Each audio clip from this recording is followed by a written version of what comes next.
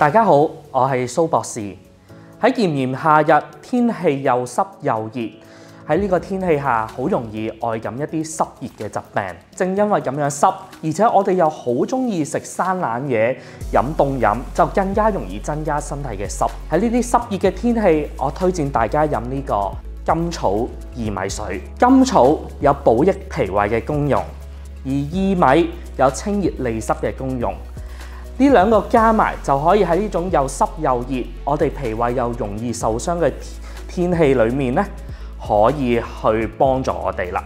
至於我哋點樣煲呢個甘草薏米水呢？我哋攞甘草6克、薏米15克，將兩個咧用水1升咧去煲20分鐘咧，咁就可以噶啦。又或者可能時間唔充足嘅，可以好似平時沖茶咁樣焗咗之後嚟飲，咁都係可以嘅。以上嘅方法，如果有任何疑問，可以先諮詢中醫師之後先再飲用。